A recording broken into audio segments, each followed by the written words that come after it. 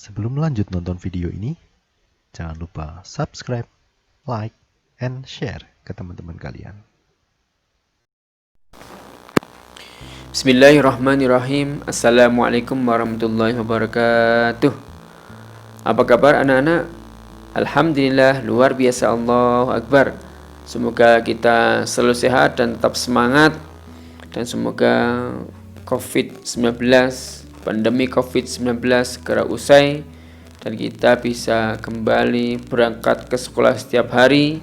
Bisa berjumpa dengan teman-teman, bisa bermain bersama, belajar bersama, dan melakukan aktivitas lainnya di sekolah. Tentunya kita kangen dengan suasana di sekolah. Baik anak-anak, marilah kita buka pembelajaran kita kali ini dengan membaca basmalah. Bismillahirrahmanirrahim. Pada pembahasan kali ini kita akan membahas tentang pentingnya makanan sehat bagi tubuh. Dalam pembahasan ini kita akan membahas tentang beberapa hal, di antaranya yaitu tentang zat-zat gizi yang diperlukan tubuh, kemudian gangguan pada sistem pencernaan, kemudian macam-macam iklan, dan yang terakhir adalah tentang properti tari. Baik, yang pertama tentang zat-zat gizi yang diperlukan tubuh. Silakan anak-anak bisa buka buku paketnya pada halaman 51. Tubuh kita membutuhkan gizi, di mana zat-zat gizi yang diperlukan oleh tubuh setidaknya ada 5 macam. Yang pertama adalah karbohidrat, yang kedua adalah protein, yang ketiga adalah lemak, kemudian yang keempat mineral, dan yang kelima adalah vitamin. Yang pertama, karbohidrat. Karbohidrat ini bisa kita dapatkan dari makanan yang mengenyangkan kita. Biasanya bisa kita dapatkan dari nasi. Nasi ini makanan mengenyangkan bagi kita. Biasanya kita makan setiap hari. Nah, selain nasi, makanan yang mengandung karbohidrat adalah ada jagung, kentang, singkong, ubi, dan sagu. Nah, ini makanan-makanan selain nasi yang juga banyak mengandung karbohidrat, yaitu sumber energi yang utama bagi tubuh. Kemudian yang kedua adalah protein. Protein ini ada 2 macam. Ada protein hewani dan ada protein nabati. Protein hewani ini adalah protein yang berasal dari hewan, sementara protein nabati ini adalah protein yang berasal dari tumbuh-tumbuhan. Protein hewani dapat kita dapatkan dari daging, telur, ikan, susu. Ya, ini adalah makanan yang mengandung protein hewani. Sementara untuk protein nabati bisa kita dapatkan tatkala kita memakan tahu, tempe. Dimana kita tahu bahwa tahu tempe ini bahan bakunya adalah kedelai. Juga bisa kita dapatkan dari kacang-kacangan, misalnya kapri, buncis, kacang hijau, dan kacang tanah. Nah, ini yang kedua. Kemudian yang ketiga adalah lemak. Sama halnya dengan protein, lemak ada 2 macam, ada lemak hewani dan ada lemak nabati. Lemak nabati bisa kita dapatkan dari kacang tanah, avokat, minyak kelapa sawit, dan kemiri. Sementara lemak hewani bisa kita dapatkan pada daging yang berlemak, ya, daging yang ada lemaknya itu, kemudian keju, susu, mentega, dan minyak ikan. Ini adalah makanan yang mengandung lemak hewani. Kemudian yang keempat, zat gizi berupa mineral. Gizi berupa mineral ini bisa kita dapatkan dari sayur-sayuran, ya. Di mana mineral itu ada 2 macam, yaitu mineral yang dibutuhkan dalam jumlah banyak oleh tubuh kita, seperti natrium, kalium, kalsium, fosfor, magnesium, klor, dan belerang. Serta mineral yang dibutuhkan dalam jumlah sedikit, seperti mangan, yodium, fluor, dan kobalt. Nah, ini dua macam mineral. Ada mineral yang banyak dibutuhkan oleh tubuh dan mineral yang dibutuhkan oleh tubuh dalam jumlah sedikit. Kemudian yang kelima adalah vitamin. Ini zat gizi yang sangat penting bagi tubuh kita, di mana vitamin itu ada dua macam. Yang satu adalah vitamin yang larut dalam air, yaitu vitamin B dan vitamin C. Ini ada dua vitamin yang larut dalam air. Kemudian yang kedua adalah vitamin yang larut dalam lemak, yaitu vitamin A, D, E, dan K, atau sering disingkat ADEK. Ya. Vitamin yang larut dalam lemak dapat disimpan dalam tubuh, sedangkan vitamin yang larut dalam air tidak dapat disimpan dalam tubuh, sehingga setiap hari kita harus sering memakan makanan yang banyak mengandung vitamin B dan juga vitamin C, karena vitamin B dan C ini tidak bisa disimpan dalam tubuh. Nah, anak-anak, ini tentang beberapa zat gizi yang sangat dibutuhkan oleh tubuh kita. Berikutnya, anak-anak bisa lihat halaman 54. Ini ada contoh iklan yang mengiklankan tentang makanan 4 sehat 5 sempurna. Di mana makanan 4 sehat 5 sempurna ini makanan yang mengandung 4 hal ditambah kesempurnaannya yang kelima sebagai penyempurnanya. Yang pertama adalah makanan pokok, ya, yang tadi mengandung karbohidrat. Yang kedua adalah sayur-sayuran yang mengandung banyak vitamin juga mineral. Kemudian buah-buahan yang mengandung banyak vitamin, juga lauk pauk yang mengandung zat gizi berupa protein. Kemudian dilengkapi dengan susu, minumannya sebagai pelengkapnya atau penyempurnanya. Nah, dari iklan ini coba anak-anak perhatikan yang nomor 1. Kalau kita membahas iklan ini, informasi apakah yang ada dalam poster tersebut, yaitu tentang makanan 4 sehat 5 sempurna. Apakah yang dimaksud 4 sehat 5 sempurna? Ini makanan yang terdiri dari makanan pokok, sayur-sayuran, lauk pauk, buah-buahan, dan dilengkapi dengan susu. Apakah tampilan poster tersebut menarik? Coba anak-anak amati. Menarik ya? Bagaimanakah bahasa poster tersebut? Apakah cukup jelas? Sudah jelas belum? Sebenarnya sudah jelas. Apa gambar yang digunakan sesuai dengan informasi yang ada dalam poster? Ya, sesuai. Ada gambar makan pokoknya, sayur-sayurannya, lauk pauknya, buah-buahan, susu juga ada di situ. Jadi cukup sesuai dengan informasi yang ada dalam poster. Nah, iklan ini merupakan pesan yang ingin disampaikan pada masyarakat luas. Untuk menjangkau masyarakat luas, iklan dibuat dalam berbagai bentuk media dan tempat pemasangan.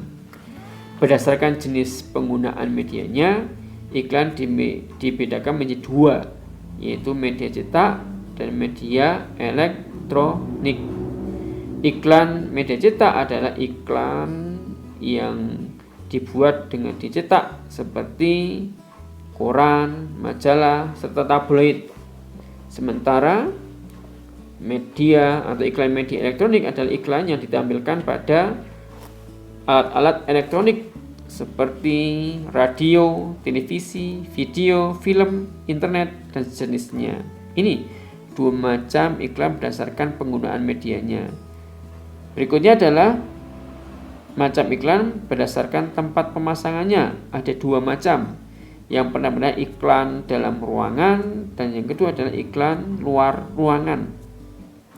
Iklan dalam ruangan berbentuk iklan di televisi, brosur, majalah, koran, dan buklet. Sementara iklan luar ruangan ini biasanya adalah iklan-iklan yang biasa kita dapati atau kita lihat di pinggir-pinggir jalan, seperti papan nama, baliho, spanduk. Ya, ini adalah 2 macam iklan berdasarkan pemasakannya. Dan iklan ini harus menggunakan bahasa yang jelas, singkat, dan dapat dibaca dengan mudah. Anak-anak, berikutnya tentang gangguan pada sistem pencernaan manusia. Anak silakan buka pada halaman 57. Ada beberapa penyakit pada saluran pencernaan.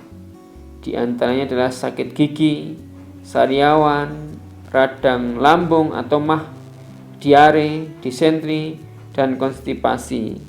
Ini seringkali dialami oleh orang-orang yang mengalami gangguan pencernaan. Sakit gigi. Kita tahu bahwa gigi terdiri dari email atau lapisan gigi terluar, kemudian tulang gigi dan sumsum gigi.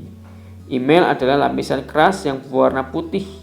Tulang gigi adalah bagian yang masuk ke rahang. Sumsum gigi adalah rongga gigi yang mengandung serabut saraf dan pembuluh darah. Nah, sisa-sisa makanan yang mengendap di gigi dapat merusak email gigi sehingga gigi menjadi berlubang. Jika lubang semakin dalam dan mencapai saraf gigi, maka akan mengakibatkan sakit gigi. Jadi kita harus sering-sering membersihkan gigi kita. Jangan sampai kemudian ada makanan-makanan tersisa dalam gigi kita yang bisa menjadikan gigi kita berlubang. Kalau lubangnya semakin dalam hingga mencapai saraf gigi, maka ini akan mengakibatkan sakit gigi. Yang kedua adalah sariawan. Sariawan ini penyakit yang diakibatkan kekurangan vitamin C dan juga karena mulut yang kurang bersih. Ya, maka kita harus sering mengkonsumsi makanan atau minuman yang mengandung vitamin C dan selalu menjaga kebersihan mulut kita agar terhindar dari sakit sariawan. Kemudian yang ketiga adalah MAH atau radang lambung. MAH atau radang lambung merupakan penyakit akibat rusaknya lapisan pelindung pada dinding lambung. Gejala dari penyakit MAH ini adalah perut bagian atas terasa perih, kemudian mual, muntah, kembung, dan bersendawa serta hilangnya nafsu makan. Kerusakan pada lapisan lambung dapat disebabkan oleh infeksi bakteri, mengonsumsi makanan dan minuman yang bersifat asam secara berlebihan, dan merokok. Ini bisa mengakibatkan sakit MAH. Maka dari itu, ketika terjadi serangan MAH atau penyakit MAH, kita harus berhenti makan makanan yang mengakibatkan sakit MAH, ya, seperti makanan pedas, asam, serta berminyak. Sakit MAH ringan dapat segera diatasi dengan obat penetral asam. Sakit MAH kronis harus mendapat perawatan di rumah sakit. Karena itu kita harus hati-hati tatkala makan. Kemudian yang keempat, diare. Diare adalah penyakit dengan gejala buang air terus-menerus yang fesesnya atau tinja berupa cairan. Ya. Hal ini terjadi karena usus besar kurang menyerap cairan. Diare disebabkan oleh kuman yang masuk bersama makanan. Diare juga dapat menjadi gejala penyakit berbahaya seperti disentri. Nah, ini hati-hati, maka usahakan makan ini adalah makanan yang sehat, bersih, ya, sehat, bergizi dan bersih. Kemudian yang kelima, disentri. Disentri merupakan peradangan pada usus besar yang ditandai sakit perut dan diare dengan feses yang disertai lendir dan darah. Jadi seperti diare tapi lebih parah ini, karena feses yang dikeluarkan ini disertai lendir dan darah. Penyakit disentri disebabkan oleh kuman. Kuman-kuman tersebut dapat tersebar melalui makanan dan air yang tercemar kotoran serta lalat. Penyakit ini umumnya lebih cepat menyerang anak-anak, ya, akibat kurang menjaga kebersihan ketika makan. Untuk itu ketika kita makan, sebelumnya harus cuci tangan dulu sampai bersih, sehingga tangan ini bersih tatkala bersentuhan dengan makanan yang akan kita makan. Gejala disentri adalah demam, mual, muntah, diare, dan tidak nafsu makan. Gejala lainnya adalah perut terasa nyeri dan mengejang. Penderita disentri dapat mengalami diare hebat sehingga menjadi lemas, kurus, dan mata cekung karena kekurangan cairan tubuh atau dehidrasi. Penderita disentri harus segera dirawat. Pertolongan pertama adalah dengan memberikan larutan oralit, ya, campuran antara air, garam, dan gula, ya, untuk meredakan penyakit disentri. Dan penderita harus segera ke rumah sakit untuk perawatan. Ini yang kelima. Kemudian yang keenam adalah konstipasi atau sembelit. Konstipasi ini atau sembelit adalah gangguan pencernaan yang terjadi karena pengerasan feses sehingga sulit dikeluarkan.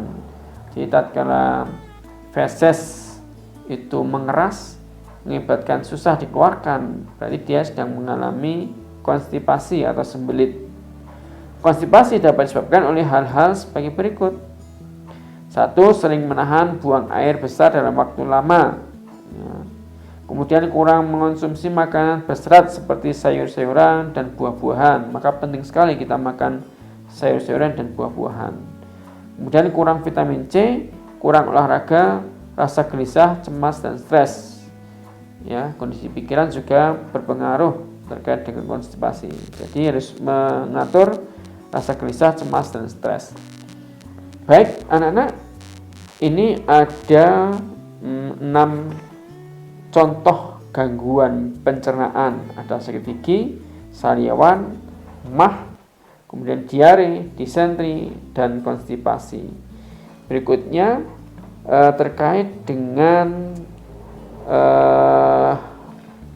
properti tari. Silakan anak-anak buka pada halaman 62. Ciri khas buat tarian dapat dilihat dengan mudah dari properti tari dan kostum tari yang digunakan dalam tarian. Ya. Jadi setiap tarian ini memiliki ciri khas sendiri-sendiri. Bisa kita lihat dari properti yang digunakan, juga kostum tari yang digunakan, yang dipakai. Sebagai contoh misalnya tari topeng dari daerah Cirebon yang memiliki ciri khas yaitu menggunakan properti topeng. Tari dari daerah Kalimantan memiliki ciri khas berupa kostum tari yang bermotif hiasan suku Dayak. Tari reog Ponorogo menggunakan properti berupa topeng reog. Ya.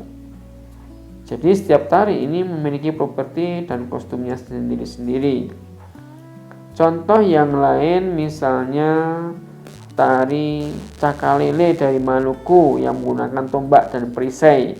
Gerakan tari dengan tombak dan perisai menggambarkan tari perang dengan jiwa kepahlawanan dan gagah perkasa.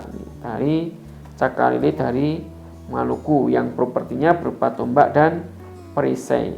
Kemudian tari dinggu dari Sulawesi Tenggara menggunakan properti tari berupa lesung, alu, dan tampah. Para penari tari dinggu menggunakan properti tari tersebut untuk menggambarkan kegiatan petani saat panen padi, seperti menumbuk padi dengan alu dan lesung atau menampah padi dengan tampah. Penggunaan properti tari dalam suatu pertunjukan tari sangat penting. Properti tari dapat menambah keindahan sebuah tarian serta dapat menyampaikan cerita dan makna suatu tarian kepada penonton. Nah, demikianlah anak-anak pembahasan kita kali ini, semoga bisa dipahami. Dan berikutnya silakan nanti anak-anak mengerjakan evaluasinya yang tertulis berikut ini. Tetap semangat, tetap menjaga kesehatan. Semoga anak-anak bisa selalu sehat, tetap semangat, dan jangan lupa senantiasa menjaga sholat 5 waktunya dan juga membantu orang tua di rumah. Demikian dari Wahyu. Terima kasih atas perhatiannya. Assalamualaikum warahmatullahi wabarakatuh.